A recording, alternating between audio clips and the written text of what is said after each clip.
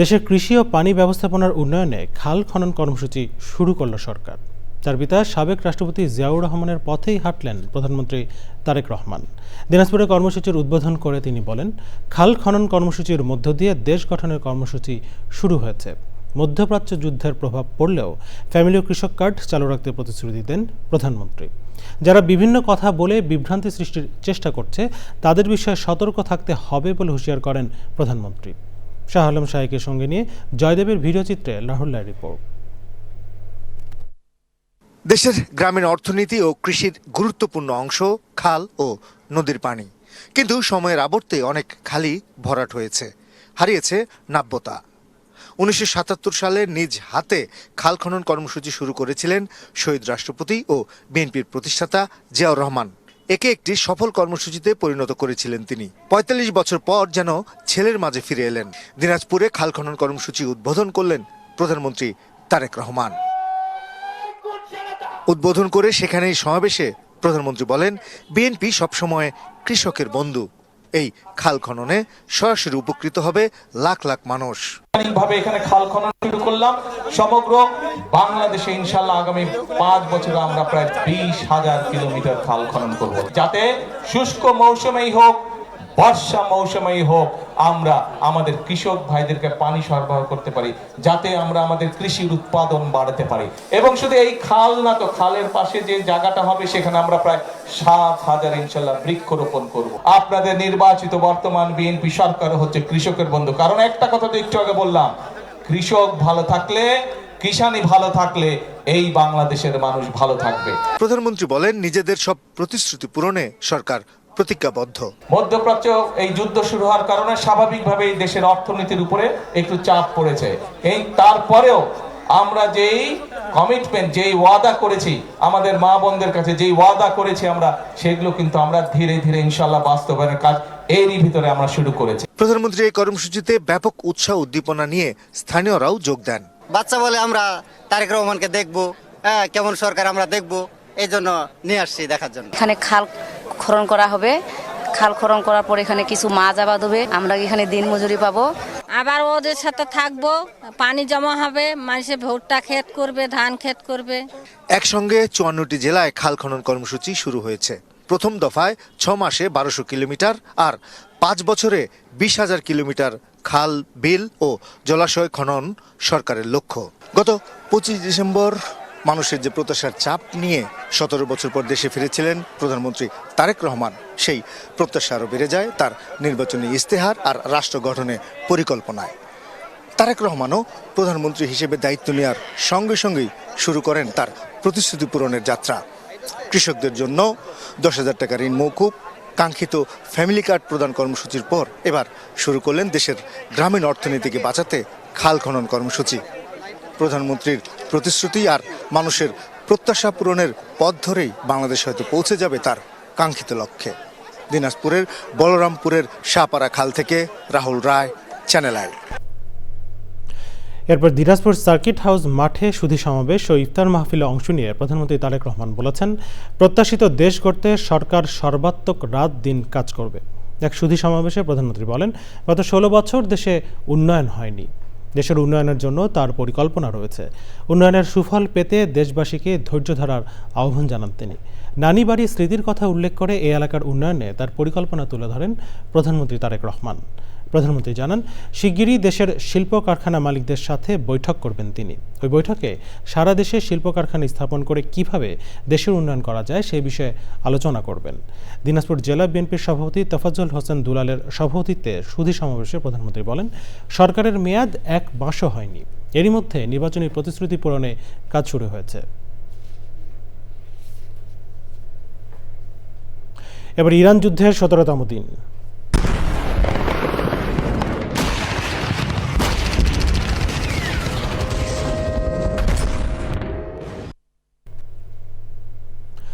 মধ্যপ্রাচ্যে যুক্তরাষ্ট্র, ইসরায়েল ও ইরানের চলমান যুদ্ধ ক্রমেই আরও বিস্তৃত হচ্ছে। উত্তেজনাকর এ পরিস্থিতিতে নতুন করে আন্তর্জাতিক প্রতিক্রিয়া দেখা যাচ্ছে। হরমুজ প্রণালী চালু রাখার বিষয়ে এসেছে ভিন্ন প্রতিক্রিয়া। ইরানের তেহরান, সিরাজ এবং তাবরিজ শহরে একযোগে বড় পরিসরে হামলা চালাচ্ছে ইসরায়েল। পাল্টা হিজবুল্লাহ ও তেহরান ক্ষেপণাস্ত্র ও ড্রোন হামলা অব্যাহত রেখেছে। সংঘাত শুরুর পর ইসরায়েলে এখন পর্যন্ত ৩,০০০-এরও বেশি মানুষ আহত হয়েছেন। যুদ্ধ চালিয়ে যেতে ইরান প্রস্তুত বলে হুমকি দেন ইরানের পররাষ্ট্রমন্ত্রী। তিনি বলেন, যুক্তরাষ্ট্র ইসরায়েল বড় শিক্ষা পেয়েছে। এবার অন্যান্য সংবাদ। নীলফামারীতে অসহায় দুস্থ মানুষের মাঝে ঈদের আনন্দ ভাগাভাগি করতে 2 দশকের মতো এবারও ঈদ উপহার বিতরণ করেছে ট্রাই ফাউন্ডেশন। ঈদের আগে ট্রাই ফাউন্ডেশনের পক্ষ থেকে অসহায় মানুষের হাতে খাদ্য সামগ্রী তুলে দেওয়া হয়েছে। নীলফামারী থেকে আনোয়ার আলমের রিপোর্ট।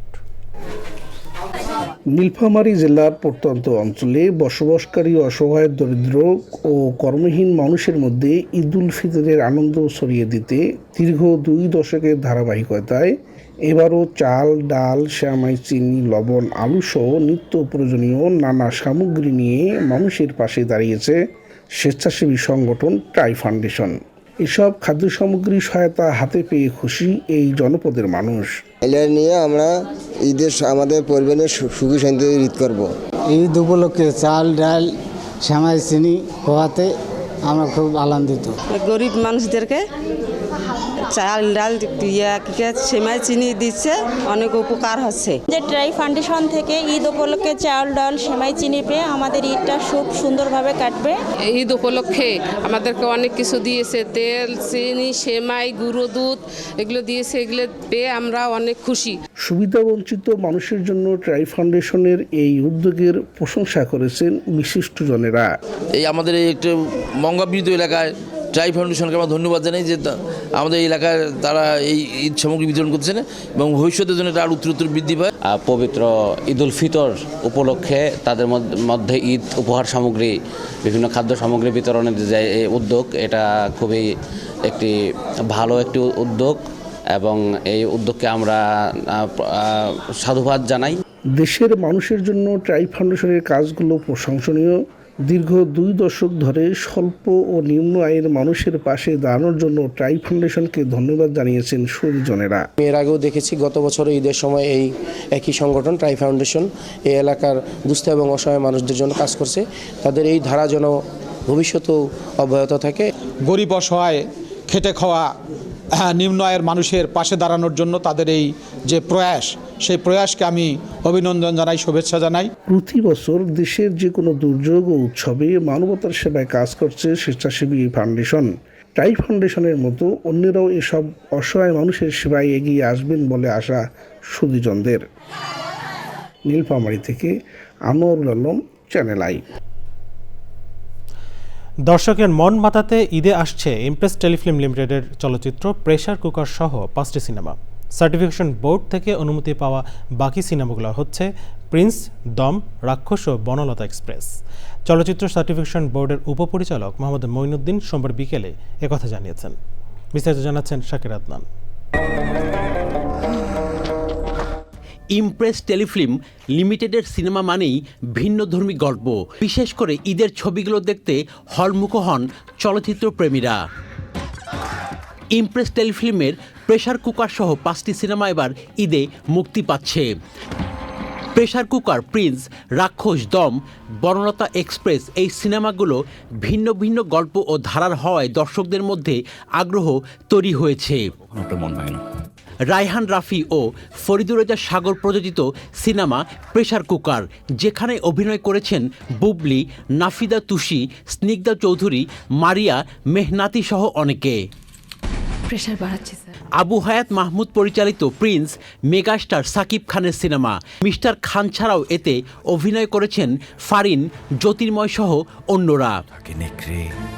রেদওয়ান রনি পরিচালিত দম সিনেমায় অভিনয় করেছেন আফরান নিশো, পূজা চেরি, চঞ্চল চৌধুরী। সিনেমাটি ইউ গ্রেড বা সর্বসাধারণের প্রদর্শনের উপযোগী সার্টিফিকেট পেয়েছে।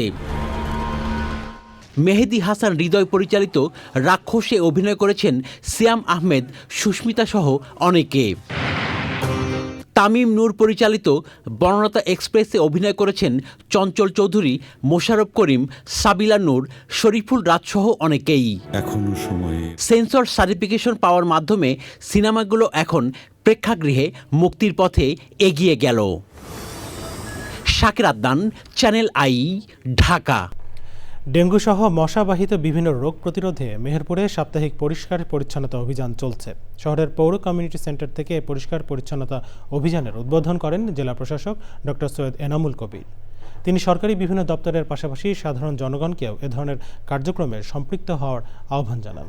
উপস্থিত ছিলেন civil surgeon doctor AKM Abu Sayeed, সদর উপজেলা নির্বাহী কর্মকর্তা মোহাম্মদ খায়রুল ইসলাম সহ বিভিন্ন দপ্তরের কর্মকর্তারা। পরে শহরের বিভিন্ন এলাকায় পরিষ্কার পরিচ্ছন্নতা ও সচেতনতামূলক কার্যক্রম পরিচালনা করা হয়। প্রিয় দর্শক, এই ছিল চ্যানেলের সঙ্গে এখনকার আয়োজন। এতক্ষণ সাথে থাকার জন্য ধন্যবাদ সবাইকে।